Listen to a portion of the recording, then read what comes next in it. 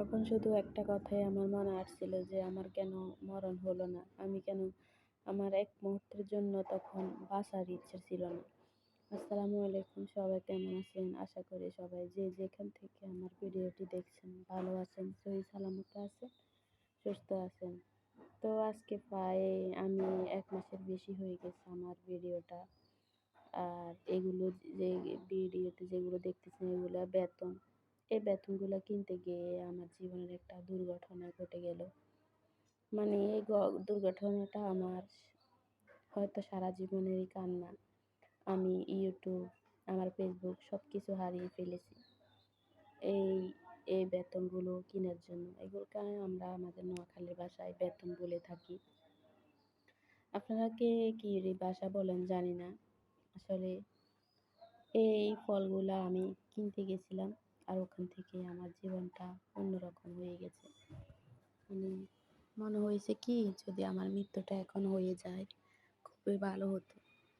আসলে আমি কথায় আছে না, যারা গরিব, যাদের কিছু থাকে না, যারা মানে কি বলবো, যাদের কষ্ট সারা জীবন আল্লাহ তাদেরকে কষ্টতেই রাখে, আর যাদের সুখ তাদেরকে আল্লাহ সারা জীবন সুখেই রাখে। এটা হলো মেন কথা। আর যারা গরিব তাদেরকে আল্লাহ আরো গরিব করে যে তারা যেন কষ্ট করবে। ওরা তো কষ্ট সয়ে গেছে, ওরা কষ্ট করবে, তাতে সমস্যা কি? কিন্তু আমার আমি কখনো ভাবি নাই যে আমার জীবনটা এমন উলট-পালট হয়ে যাবে। আমি আমি আমি কি বলবো? তখন মনে হইতেছে যে আমি এখন মারা গেলেই মনে হয় ভালো হবে।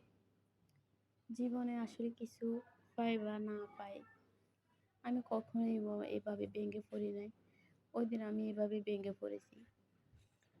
পুরা পথ থেকে আমি হেঁটে কান্না করতে, করতে আসছিলাম। গাড়িতে উঠছি, আমি কান্না করি। আমার কান্নাতেই চলে গেছে আরকি সময়। তো কান্না করতে, করতে চলে আসছি।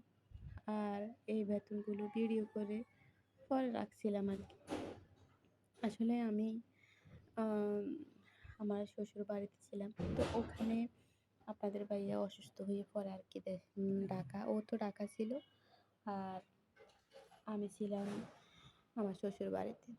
তো শ্বশুরবাড়িতে থাকার পরে ও অসুস্থ হয়ে পড়ার পরে আমাকে আমার শাশুড়ি ও আপনাদের ভাইয়া ফোন দেয়। ফোন দিয়ে বলে যে, "তুমি যদি আসতে পারো তাহলে আসো। আমার শরীর বেশি ভালো না।" ওর একটা সমস্যা, ওর মানে পায়খানা রাস্তা দিয়ে রক্ত যায়। তো এই অবস্থা যদি এখন আমি না আসি তাহলে তো সমস্যা হয়ে যাবে। কারণ যদি ঘুরি পড়ে তাহলে তো সমস্যা। আবার রোজাও থাকে, একটা রোজাও ভাঙে না ও। তো পরে আমার শাশুড়ি বলছে, "আচ্ছা ঠিক আছে, তুমি চলে যাও। তুমি থাকার দরকার নাই। তুমি চলে যাও।" তো আমি ১০ রোজাতে আসি। ঢাকায় ১০ রোজায় আমাকে ওই যে গাড়িতে উঠায় দেয়। তো গাড়িতে উঠে দেওয়ার মতো আমাকে গাড়িতে উঠে দেওয়ার মতো কেউ ছিল না। তো আমি নিজেই রিক্সায় করে সোনাপুর আসি। আমাদের বাড়ি থেকে সোনাপুর আসতে অনেক সময় লাগে। তো রিক্সা করে আসছিলাম। তো ওই রিক্শাওয়ালা আবার আমাদের চাচা হয়। আমার শ্বশুরবাড়ির পাশে আরকি। তো উনি আমাকে গাড়িতে উঠায় দেয়। তো গাড়িতে উঠায় দেওয়ার পরে আমি চলে আসি আরকি।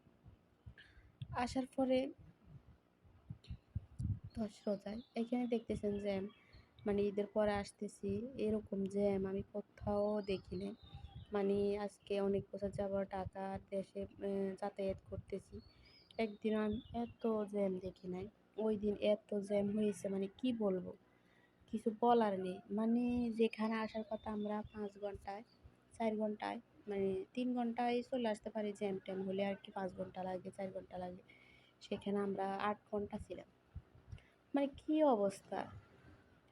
তো পরে আপনাদের ভাইয়াকে বাসায় আসার পরে আমি ২ দিন পরে ঢাকা মেডিকেল যাই আপনাদের ভাইয়ার সাথে। তো আপনাদের ভাইয়ার সাথে যাই। আমি কত একলা, একলা আমি ঢাকা মেডিকেল গেছি। তারপরে আমার বাচ্চা যখন আমার মেয়ে পেটে ছিল তখন আমি একলা, একলা গেছিলাম। কারণ আপনাদের ভাইয়া আমাকে সময় দিতে পারে নাই। ও ডিউটিতে থাকে আরকি। তো এই অবস্থা, ও যেতে পারে নাই। তখন আমার মোবাইলটা কিছু হয় নাই। কিন্তু সেদিন আপনাদের ভাইয়া ছিল। ২ মিনিটের ব্যবধান। ২ মিনিট কি? আমার মনে হয় ২ মিনিটও লাগে নাই। আমার মোবাইলটা মানে আমার ব্যাগ থেকে চুরি করে নিয়ে গেছে। মানে কিভাবে নিয়ে গেছে আমি সেটাও জানি না। আমরা ২ জনে কথা বলতেছি, একজনের সাথে একজনে। মানে এটার ভিতরে আমাদের মোবাইলটা মানে আমার ব্যাগ থেকে আমার মোবাইলটা নিয়ে গেছে। যখন ও মানে ডাক্তার দেখাবে ও ওইখানে গেছে। যাওয়ার পরে ডাক্তারের চেম্বারে গেছে। চেম্বারে যাওয়ার পরে আমি দেখতেছি যে আমার ব্যাগ একটু খোলা। কিরে আমার ব্যাগ খোলা কেন? তারপরে দেখতেছি যাহ আমার ব্যাগে আমার মোবাইলটাই নেই। কি করব? মানে আমি পাগলের মতো হয়ে গেছি। আমি পারি নাই ওখানে মাটিতে শুয়ে আমি কান্না করব। কারণ একটা মোবাইল হারিয়ে গেলে শুধু একটা মোবাইল হারায় না। অনেক মানে আমার এখনো কান্না আসতেছে। অনেক স্মৃতি থাকে। ওখানে আমার মায়ের অনেক স্মৃতি ছিল। আমার মা বেঁচে নেই। আমার মা মারা গেছে। তো আমার মায়ের কিছু ছবি ছিল আমাদের, আমার মেয়ের, মানে আমার ছেলের, সবার, আমার মেয়ের ছোটবেলার ছবি, হওয়ার পরের ছবি, মানে সব কিছু ছিল। মুহূর্তে মানে সব কিছু নিয়ে গেছে। আবার আমি আমার ফেসবুক পেজ, আমার ইউটিউব, মানে সব কিছু।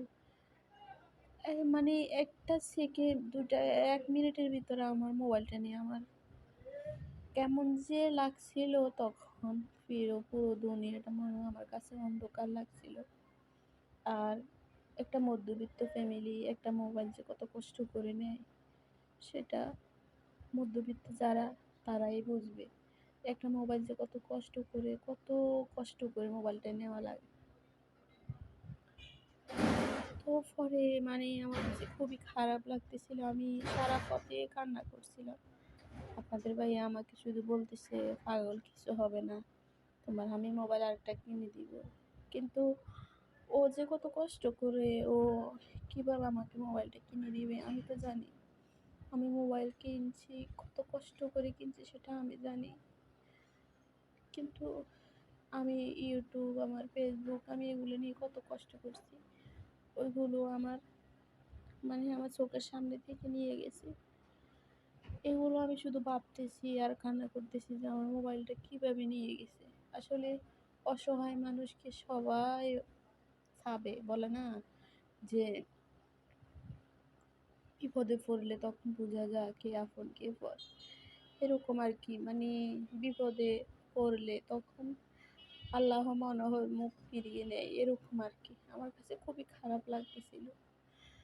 পরে আপনাদের ভাইয়া অনেক বোঝানো সোঝানোর পরে আমি কান্না বন্ধ করছিলাম। তো এতদিন আর ভিডিও দেওয়া হয়নি, কারণ মোবাইলটা তো চুরি হয়ে গেছে। আবার ভালো লাগতেছিল না, একদিনও ভিডিও করি নাই। ১ মাসের বেশি হয়ে গেছে দেশে গেছি, তাও ভালো লাগে না, মনে হয় যে কেমন কেমন লাগে। তো ভিডিওটা মানে আর ভিডিও করি নাই, ভিডিও ছাড়বো না, মানে এরকম হয়ে গেছে যে মোবাইলের প্রতি এখন আমার আর কোনো মায়া দয়া নেই যে মোবাইল দিয়ে কী করবো। মানে খুবই খারাপ লাগতেছে। তো পরে আপনাদের ভাইয়ার থেকে আমি মোবাইলটা নিয়ে দিছি অনেক আগে। অনেক আগে না, ১ বছর হয়ে আসছে মনে হয়। আমারটা ১ বছর একটু বেশি হয়েছে। তো এখন আপনাদের ভাইয়া আমাকে মোবাইলটা দিয়ে দিছে, বলতেছে আমার মোবাইলটা নেওয়া পর্যন্ত তুমি এটা চালাও। তোমার কি ইউটিউব, ফেসবুক ওগুলো তুমি এখানে চালাও। পরে আমরা মোবাইল আরেকটা নিলে তখন তুমি ওখানে লগ ইন করে নিও। কিন্তু আমাকে মোবাইল দিয়েছে অনেক দিন হয়েছে, কিন্তু আমি ভাল লাগে না, এর জন্য ভিডিও করি না, ছাড়িও না, মানে ঢুকিও না ভিডিওতে। ভালো লাগে না। আমার মোবাইলটা আমার কাছে খুবই ভালো লাগতো। মানে যেভাবে আপনি একটা জিনিস ইউজ করলে মনে হয় না যে মানে যদি হারানো যায় না কিংবা ভেঙে যায়, তখন মনে হয় যে হৃদয়টা ছিঁড়ে গেছে। মানে আমার মোবাইলটাও মনে হয় যে এমন। আমি খুব শখ করে মোবাইলটা নিছি, মানে সব কিছু এত সুন্দর। এখন আপনাদের ভাইয়ের মোবাইলে তো এত সুন্দর হয় না, ভিডিওগুলো কেমন জানি লাল লাল হয়ে যায়। আমার কাছে ভালো লাগে না, মানে আমার মোবাইলটাই আমার কাছে ভালো লাগতো। তো সবাই আমার জন্য দোয়া করবেন, ভালো থাকবেন সবাই। আর আমি যেন সামনের দিকে এগিয়ে যেতে পারি, আপনাদের সাথে সবসময় যেন থাকতে পারি এবং সবসময় ভিডিও দিতে পারি। সবাই আমার জন্য দোয়া করবেন। আমিও আপনাদের পাশে আছি, সবসময় থাকবো। আজ থেকে আবার ভিডিও ছাড়বো সবার সাথে। শেয়ার করব, সবাই আমার কাছেও শেয়ার করবে। তো একে অপরের বন্ধু হয়ে একে অপরকে বন্ধু করে সবসময় আমরা এগিয়ে যাব ইনশাআল্লাহ। তো দেখা যাক আল্লাহ কপালে কি রাখছে, আর আল্লাহ কত দুঃখ দিতে পারে, আর আমিও কত সহ্য করতে পারি। সবাই আমার জন্য দোয়া করবেন, ভালো থাকবেন, সুস্থ থাকবেন, সহি সালামত থাকবেন। তো এখানে আপনাদের ভাইয়া কালকে অনেকগুলো মাছ আনছিল, আমি খুবই অসুস্থ, তবুও মাছগুলো কাটা লাগছিল, কারণ ও